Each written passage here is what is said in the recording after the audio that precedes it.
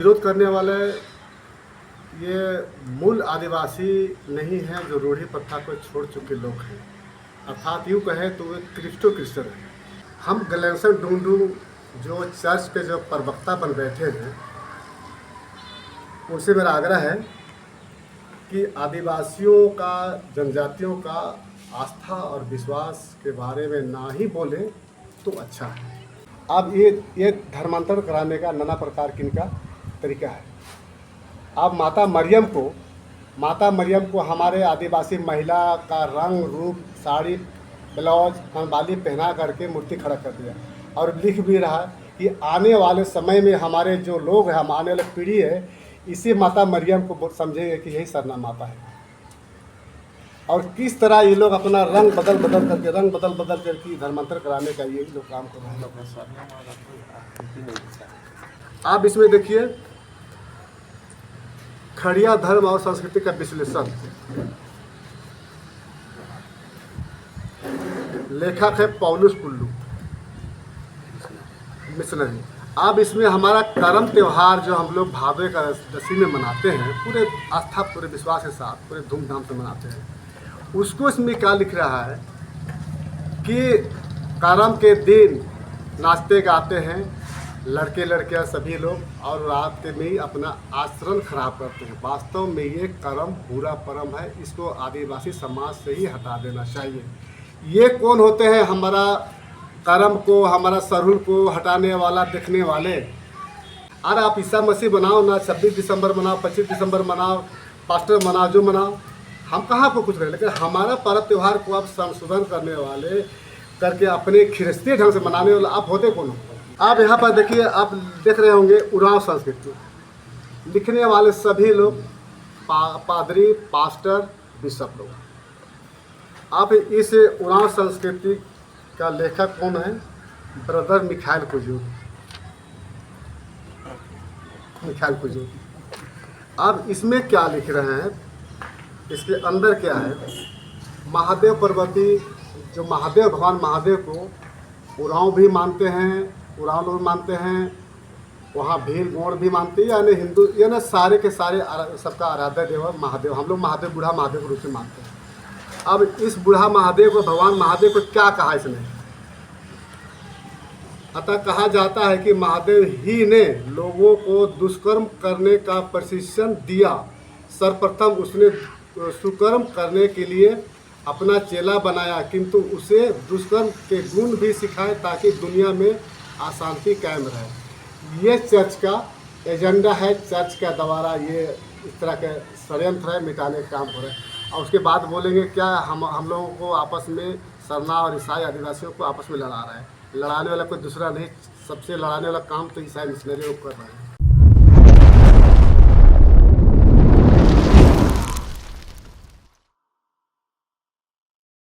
में पुतला दहन किया, विरोध भी किया। और विरोध करने वाले ये मूल आदिवासी नहीं हैं जो रूढ़ी प्रथा को छोड़ चुके लोग हैं, अर्थात यूँ कहें तो वे क्रिस्टो हैं।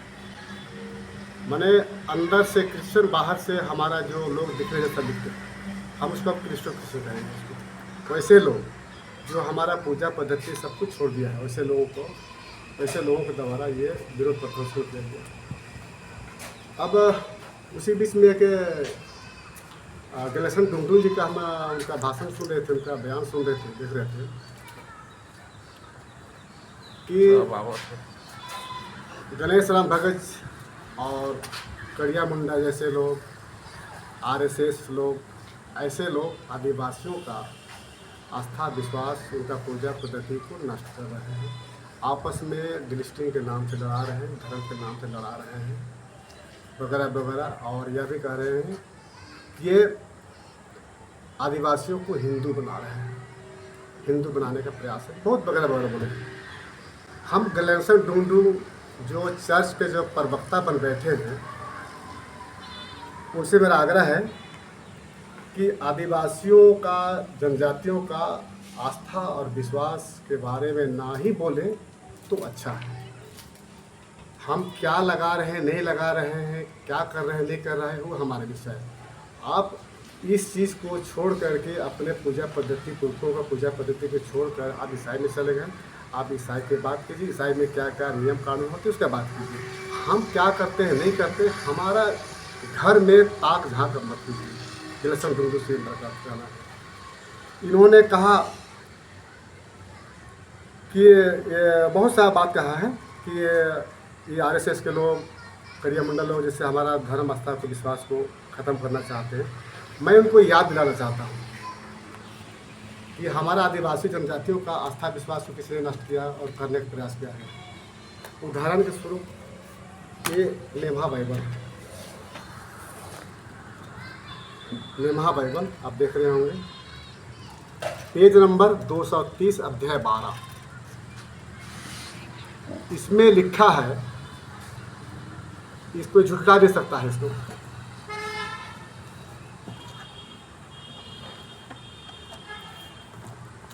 अध्याय 12 में यह हमने कलर किया है। एक पुरुष में है, उराव भाषा में है। उसको अगर कहें तो आप उसको हम हिंदी अनुवाद करके हम सुना सकते हैं।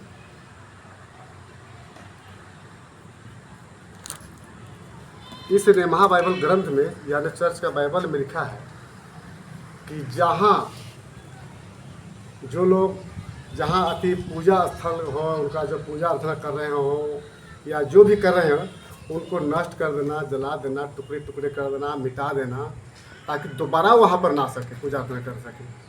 तो ये जो काम लड़ाने वाला और मिटाने वाला कौन कर रहा है?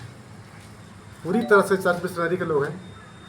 और एक तरफ कहते हैं कि वो बने हमारा जाति आदिवासियों का नष्ट कर रहा है, मिटा रहा है। पहले बात तो वो आदिवासी है ही नहीं, तो क्या बात करेंगे चर्च के विलक्षण ढूंढूं। उसी तरह बहुत सा ऐसा किताब है कि आप देख रहे होंगे, ये सारा चीज़, ये आदिवासी मीसा संग्रह। ये आदिवासी कोई मीसा संग्रह नहीं होता है, ये ईसाइयों में मीसा संग्रह होता है। अब इसमें लिखने वाले कौन हैं? जॉन लकड़ा, और यहाँ प्रकाशित जो मैंने छपा है पुरलिया रोड, क्या बोलते हैं, पूरा सुधार कीजिए उसको। पुरलिया रोड में है, कैथोलिक प्रेस में है, छपा हुआ है ना, हम बता रहे हैं। ये लिख रहे हैं, इसको देख लीजिए।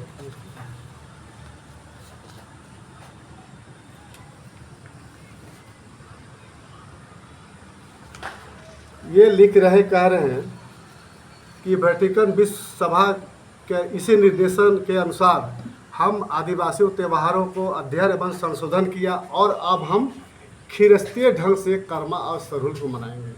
ये कौन होते हैं भैया? हमारा पर्व त्यौहार को संशोधन करने वाले, दिखने वाले, ढंग करने वाले।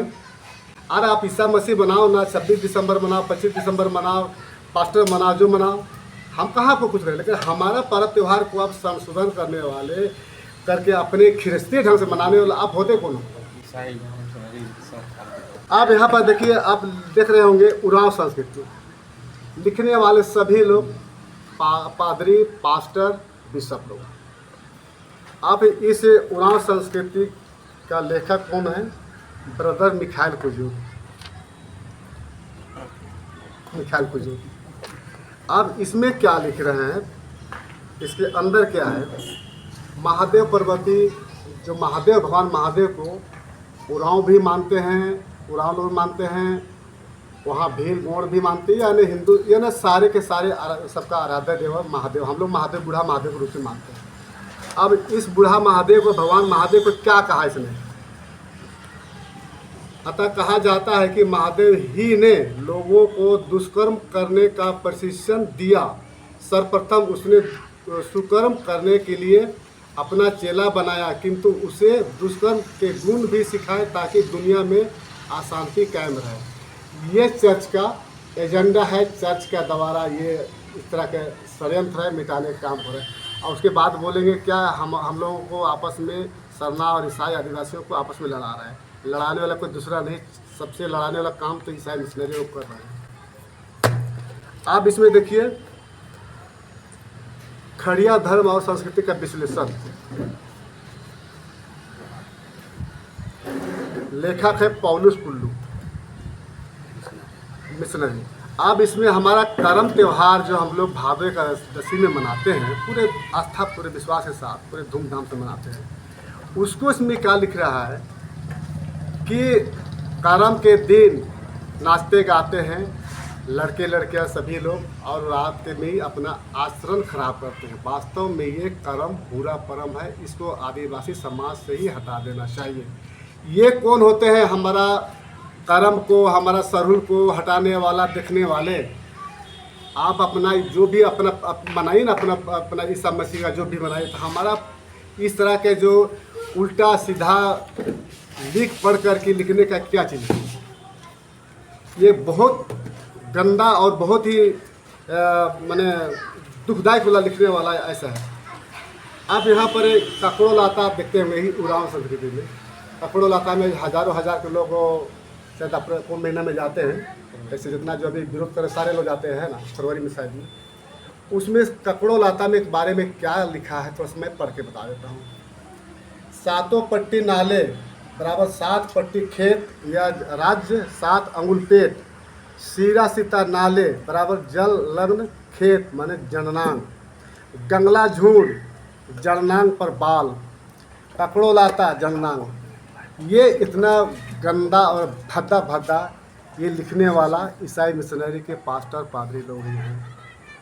उसके बाद में कहेंगे कि हम तो हमारा आपस में लड़ा रहे हैं आरएसएस से और कड़िया मुंडा जैसे, गणेश राम भगत जैसे लड़ा रहे हैं। तो कोई लड़ा नहीं, लड़ाने का काम आपने किया है।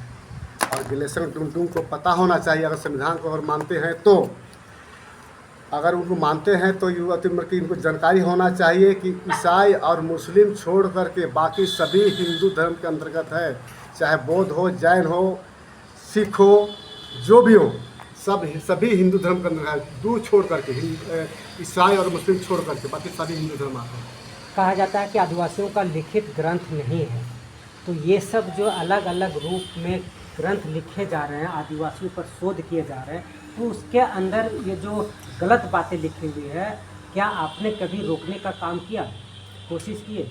इस पर हम लोग रोकने का प्रयास किया और कई बार से पुतला दहन, विरोध प्रदर्शन बहुत सामने किया। जैसे कि नेमा बाइबल समय बहुत विरोध किया, लाल पाठशाली समय बहुत अधिक किया। देखिए अभी हमारे पास वो भी मौजूद है। अब ये धर्मांतरण कराने का नाना प्रकार की इनका तरीका है। अब माता मरियम को हमारे आदिवासी महिला का रंग रूप, साड़ी, ब्लाउज, कनबाली पहना करके मूर्ति खड़ा कर दिया और लिख भी रहा कि आने वाले समय में हमारे जो लोग हैं, हम आने वाले पीढ़ी है, इसी माता मरियम को समझेंगे कि यही सरना माता है। और किस तरह ये लोग अपना रंग बदल बदल करके धर्मांतर कराने का ये लोग काम कर रहे हैं। तो हम लोगों ने इसका भी विरोध किया, नेमा बाइबल में विरोध किया। ये सारे जो किताब जो है हम लोग जितना जो हम लोग देख रहे हैं, विरोध करते रहे, लेकिन विरोध करते हैं तो ऐसे ही लोग बोलते हैं ना कि देखो आपस में लड़ा रहा है, ये तो आरएसएस का है। जब हम अपने धर्म, संस्कार, संस्कृति, रक्षा की बात करते हैं, सुरक्षा की बात करते हैं, तो ऐसे लोग बोले कि देखो मेघावर सुमावराव सुरक्षा मंच से लड़ा रहा है, आपस में लड़वा रहा है, जब हम लोग प्रमाण के साथ हम लोग बोल रहे हैं। और मैं ये बता दूँ, ये गिलेसन टुमटुम को पता होना चाहिए कि जो 341 यानी संविधान के 341 और 342 में जो भी लिस्टेड है, सभी लोग हिंदू हैं, अनटचेबल हैं। मैं बता देता हूँ आपको।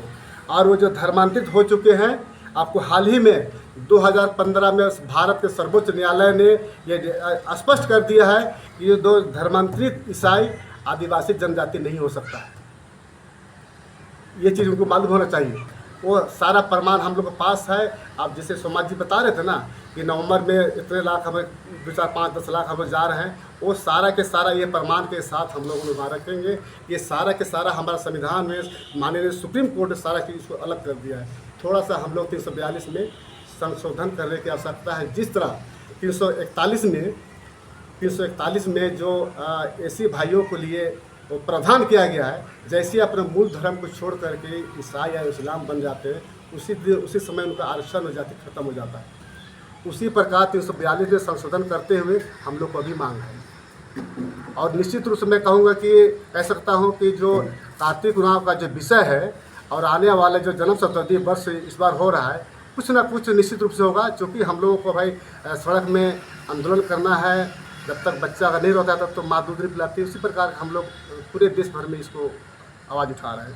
इस तरह के हमारे जो डिस्ट्रिक्ट है और जो कहने वाले हैं कि ये हिंदू बना रहे हैं, ये कर रहा है, वो सरासर गलत है। हम लोग जन्म से ही हिंदू हैं, संविधान में हिंदू है, हमारा व्यवहारिक में भी हिंदू है। अगर हम थोड़ा देर के लिए अगर वो कहता है कि हम प्राकृतिक पूजक हैं, प्राकृतिक पूजा तो हिंदू भी करता है, सनातन भी कर रहा है।